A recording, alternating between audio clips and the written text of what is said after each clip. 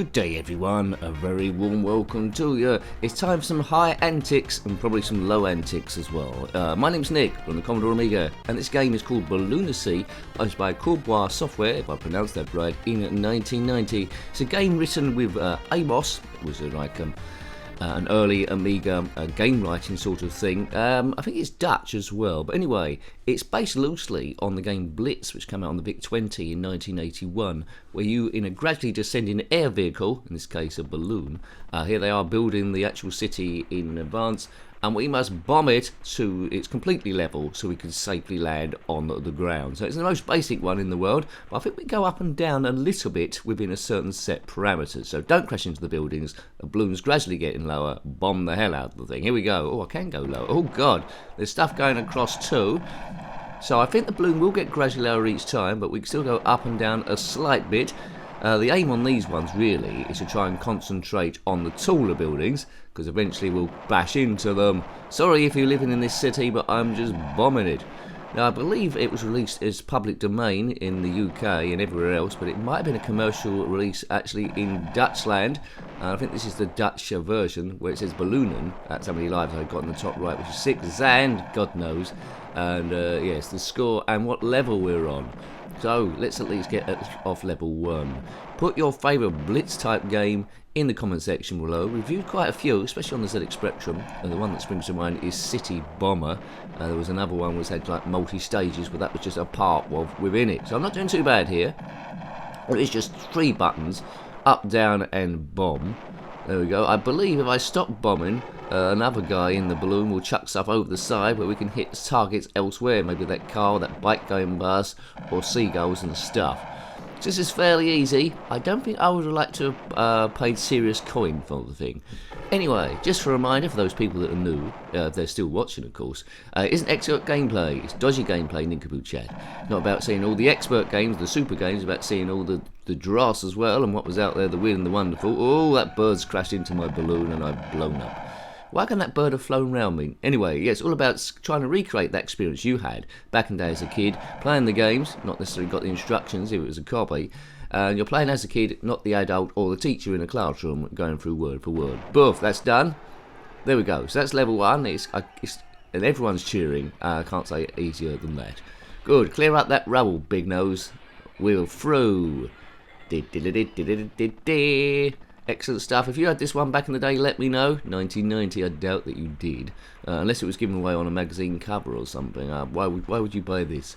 It's okay, but it was commercial release, no way, Jose. It's not really utilising the Commodore Amiga's strength as much, but for an AMOS game, it's not bad. Better than I can do. Well, that's not saying too much. So I think the buildings will get gradually higher each time. You could get away with this as a phone game now, there. But yes, there's not a great deal going on. The balloon's always pink, would have been a nice idea if you had the option of changing it or changing your vehicle slightly. It's not a plane like in Blitz getting gradually lower, it's a balloon. And they've tried to vary it by going this up and down movement ever so slightly. And there's stuff going across too that could bash into you. And that's pretty much it really, that's the whole of it. It's not lunacy, it's balloonacy. See what they did there. If you're a loony, then comment in the comment section below, especially if you're throwing bombs over the side to flatten a city. Maybe go half a mile further down the street and find an airport. But you know, I'm not an aviation man, I don't know quite how it works. There's bound to be some kind of fine, isn't there, for doing it this way? £5 fine, don't do it again. You're losing your balloon licence. Yes, the balloon of course is filled up with helium, that's a very, very hot gas. If you breathe it, you get a very high voice. If you have got a very high voice, then comment in the comment section below. I would buy some helium, but it's going up due to inflation. Hooray! Bob. Oh god, right. I think we're going to be able to flatten these quite easily. You can only shoot one thing at a time. And you have to wait for it to explode before you do your next one. So the lower you are, the the more rapidly you can fire. But I think we've got this. Boof, boof, boof. But the problem is, if you've got 2 next to each other, then you can't fire quick enough. And that's level 2 done. I know what you're thinking, you can hardly contain your excitement. But if you want to see other Amiga reviews, I can't say they're all as exciting as this one, well they might be. There's a link to those. There was a playlist with lots of Amiga stuff in it. There's a link to those in the description below. There, click on that, or you can click on my username, takes to the channel page. Click on the playlist tab, and Commodore Amiga will be there, along with a load of other stuff. Now, it's possible, because I speak to coders out there as well that click on these videos, it's possible that you might have made a game like this. Did you ever release it? If you'd made this, would you have released it? Did it happen? Or did you just do a program for your own amusement? Don't matter what it was on. Could have been ZX Spectrum, could have been Commodore 64 that played like this. Let us know. Let everyone know. Occasionally we do a review, especially on the ZX Spectrum, where it's in basics. So we break into the program, we see a bit of it, so hopefully you're learning a bit from that, or downloaded the games. Downloaded the games and learnt a little bit. I think I learned the most, really, going through Asnar the Sports Star. That was good. It's like a Daley Thompson type game. There we go. There's always stuff to be learned. A lot of the programming I don't even understand. I might have to look it up afterwards. But yes, it's good. Even after all this time, after 40 years of the ZX Spectrum, this isn't about the ZX Spectrum, this is the Commodore Amiga. But that's what I started on. You can still learn. AMOS, I don't think you can break into these ones unless you've got the AMOS program, can you? But I don't know. Right, I've never tried to program in AMOS. Is it easy? Let's open this up. Put your favourite AMOS game in the comment section below. The cleverest one, the worst one, and if you've programmed any. Yes, there we go. I don't think it was that expensive back in the day. I think I was just a bit too young and stupid to actually get the hang of it. What's that? That's one Zand we got.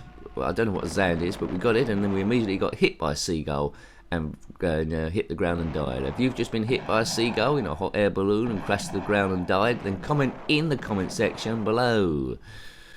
Right, ballooning. I don't know what the beef is with this guy. He hates this city. He don't want to go to the airport. Don't hire a flat here. They only just built it, in fact. So hopefully they haven't rented out too much living space. Biff. The sound effects are pulled from probably another public domain thing, just a sound effects bit.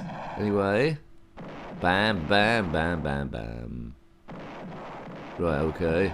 Take those out. Not to dinner, of course. You can't take a high-rise building out to dinner. Very few restaurants will have the seating facilities for that, and buildings don't eat a great deal of food, so they probably wouldn't make much of a profit. I've never seen that on Gordon's Kitchen Nightmares. Right, boom, boom. Right, one left to go. Getting gradually low, as you can see. Oh, maybe I should have blown up that tank. That would have been extra points. Anyway, don't get distracted by them. It's like being distracted by the upgrades in Batty or Arkanoid, and then you end up losing all your lives. Right, shift this away.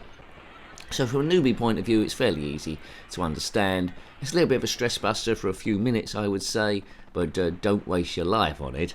It's just one of those ones if you get a bit bored between more technical games, then you don't want to leave your computer. Buildings at random gradually get an average, getting a bit taller. Concentrate on the tallest ones, you know this. Sneakily try and get some of the other stuff, and you might get a Zand, whatever's available. But yes, it's important to shoot that seagull, I think. Right, here we go. I don't know how we shoot that seagull, because it's the buildings are protecting him for a certain amount of time. Come on, biffity biff baff.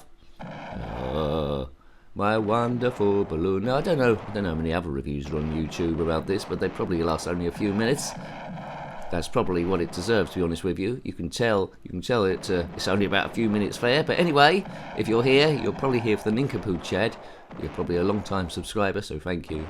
Or a member, so even greater thank you, and just like a bit of silly stress stuff. You might be doing silly comments yourself, and you're more than welcome, even if the video is a million years old. Most of the comments I will answer, unless I don't understand them. Now, you must bear in mind that after about a week or so, or even after an hour, I don't remember absolutely everything I said. So if you're going to do an in-joke, you better do a reference as well. I almost coughed to death then. Maybe it's a bit of shrapnel from one of these buildings went down my lug hole. Right, okay, now I'm getting into a bit of trouble here, because, yes, I think I'm going to bash into that building, aren't I? Now I've got one last pass, possibly. Cool, that was close. And that bird's causing a bit of aggro as well. Well, if I can do this, I'll be absolutely amazed. Might have a chance. Oh dear, look at that. I need some sort of water pistol or water cannon to blow up that thing, but we've got 2 lives left. In other Blitz games, it's just 1 life and you're dead. So it's quite generous in that respect. So goes will last a little bit, at least probably about 10 minutes or so, where I've got these. Easy peasy. The problem with other Blitz games is there's often a slight delay from when you press the fire button to when it actually launched it. Right, that's it. Dismantle that city. So long, BLITZ. Hope it wasn't Barcelona, I quite like that. Barcelona, it was a beautiful horizon. How many lives have I got? 2. I've got 2 ballooning. I've got no sand. I've got 912 high, which is the high score. My score is 912, and it's level 4. Don't know how many levels this one is good. Don't think I'll ever find out. But it's going to go on and on, and on and on and on and on and on. At time of recording, we've reviewed almost 600 Amiga games. The fantastic, the terrible, the public domain, the complicated and the simple. One of my complaints to the Commodore Amiga games as a whole overall is there's a lot of lazy programming. It wasn't necessary. You had people like Psygnosis getting the most out of the system they possibly can, and a few others really quality games. And then you got these other people that are treating the Amiga a bit like a Commodore 64 and not utilising the power at all. There's a lot of lazy Atari ST ports too. You know, this is alright for what it is. It's not pretending to be, what's that? It's not pretending to be anything outstanding. I shot a seagull then, didn't I? But, you know, there's a lot of dross, that's what I'm saying. Compared to the Mega Drive, obviously they had some sort of quality control, and the Super Nintendo, like Sega and Nintendo didn't want dross on their system.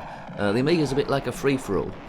And, you know, to be honest with you, to a lesser extent, the Spectrum's like that, where everyone could have a go. So it's back in the... So, you know, I can't have it both ways. It's back in the time where everyone can have a go and program and release stuff. Now, not so much. I mean, I couldn't go in my back room and think, oh, today I think I'll release a game. I'll write a game for the PlayStation 5. No, it's like crashing a balloon into a very high building over and over again. You're never going to get published. So a big kudos to those people that produce games, in particular Roz Games, my favourite. There, so check he's out, his Polygon Grand Prix, Super Polygon Grand Prix, check that out. I do voice work for that, you know. Anyway, went off on a tangent, so I hope you like to have a look at that one. It is what it is, a basic sort of like BLITZ, sort of like cover written in AMOS. So that was Balloonacy on the Commodore Amiga, published by Courbois Software in 1990. Got any comments about this game, cinema games, anything retro, then please put that in the comment section below. You're more than welcome. Until next time, take great care of yourself, and a very fond goodbye. Goodbye. If you've just been hit by a seagull in a hot air balloon and crashed to the ground and died, then comment in the comment section below.